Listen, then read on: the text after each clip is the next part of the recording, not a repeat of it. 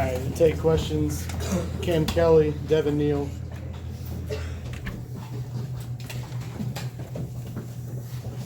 Go ahead, Rick. Cam, you were involved in the play when Harris Jones got hurt. Can you just describe what happened?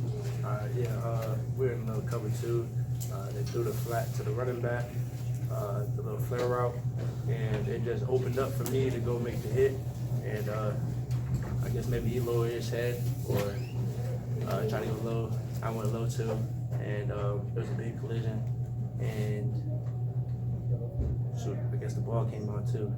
I didn't know, but that happened. And I'm just praying for him, make sure he's all right. I said my piece to him when he was on the stretcher. But nothing but love for him, and nothing but best for him. I hope he has speedy recovery. Like, people ran out of the field as soon as he was down. Could you tell he was seriously hurt or knocked out? Yeah, I could tell. And I mean, in the moment, I seen number 4 just run down the sideline, and I was like, I looked back. I was like, number 2 caught the ball.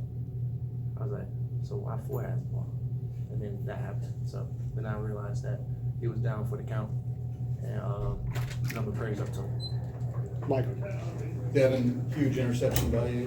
What did you see on that play? You know, obviously it was a bang play, but what did you see coming into it? I would be honest. I was just looking at 4. That's their guy. He's a really good receiver. He played a really good game, and I saw Quincy was on him, and I was just like, wherever 4 goes, I was screaming, let them know I'm here in the middle of the field, like in the field. So as soon as he broke, I broke too, and I saw the ball and I took it.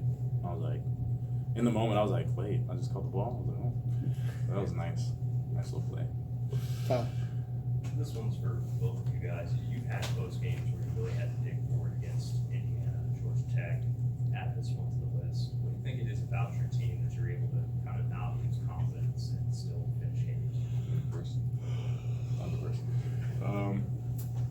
I feel like the thing like about those situations is the way we practice.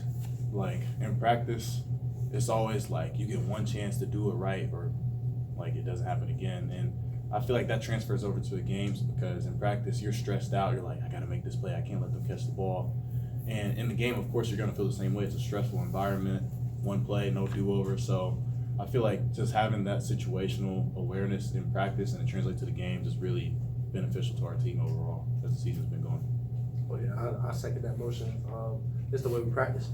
I mean, to be honest, shoot, we practice 2 minutes. We practice if we're up by 6, down, you know, and we have to go make those plays. I mean, they put us in situations in practice that we have to be successful in the game. And I mean, they put pressure on us in practice, and you can see that we come through during the game. And then also, like, we never turn our back on the offense. The offense never turns their back on us.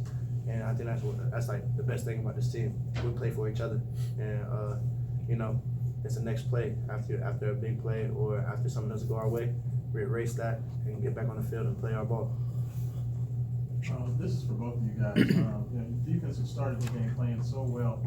Then of course Virginia got a little bit of momentum. But once Jack hit Amari and got that big touchdown, what was the conversation amongst the defense? Because you all came out, got the 2 big stops to end the game. What was the conversation, you know, on the defensive side once you guys got it back, scored, tied 24-all? Well, honestly, nothing really changed. We had the same mentality, down or up. We were just like stay positive, cheer the offense on, and we just regroup as a defense, and we got to get stops, which that was just the emphasis going. Like when we went up, we were just like, we got to maintain this and just keep doing what we've been doing, just try to do the best we can to like keep everything under control. I got kind of a 2-parter here. One, Cam, I was wondering your experience at Virginia, if any of that kind of played out tonight, and 2, if both of y'all could just chime in on if there was a sense, even when you guys were up 14-0, that you really hadn't put them away, like they were still getting again. Oh, no, yeah, I'll take this one first.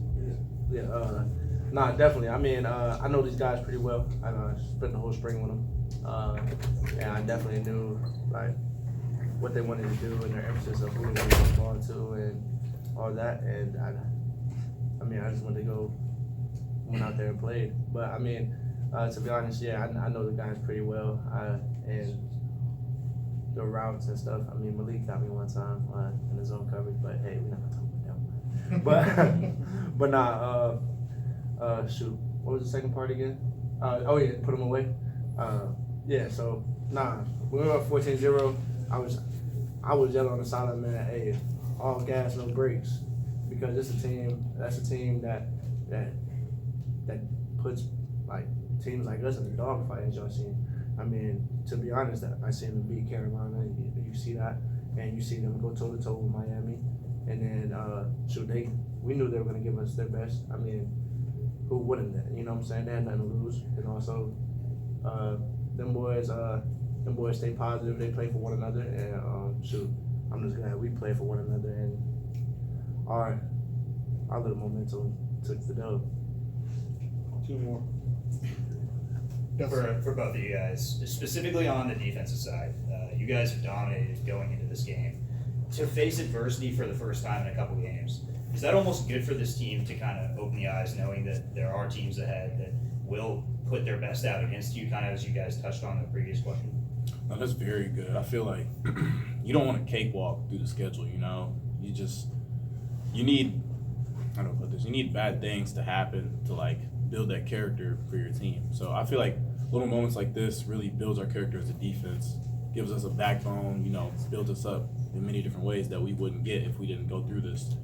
So I feel like this is going to be beneficial in the later part of the season when, of course, every game matters. So there's going to be something on the line every time. Everybody's going to be bringing their best foot forward, everything. So this is really good going into it. Yeah, I second that motion. I mean, shoot, being in the dogfight like that, it speaks volume to the character of this team, and also it just shows that we still have a lot to improve on, but also that we're willing to improve and that we're willing to go out there and make those plays and then keep our nose into the game and not get distracted. It's just ultimate focus. And I mean, we kept in the precious present, and I mean, shoot, that's what we have to keep on doing against any good team. And we know we're gonna get the best from everybody, and we gotta put our best foot forward and then keep going. Dominic. That's a question for you, Cam. You just kind of mentioned staying focused. The fact that you guys are in the driver's seat to try to play for an ACC championship, is that stuff that you guys are thinking about or even talking about, or you're trying to keep it tuned out and just kind of focus? Nah, definitely. I mean, we hear the outside noise about it, but to be honest, like Coach English always says, it's all about the precious present. We're not worried about the championship right now. You know, we'll play for that later. You know what I'm saying? Like, it's all about the next one. You know, UVA was the next one. Now it's Miami, and we're only focused about them. All right. Yep. Thank you. Jeff, do you have one? Thank you. Thank you.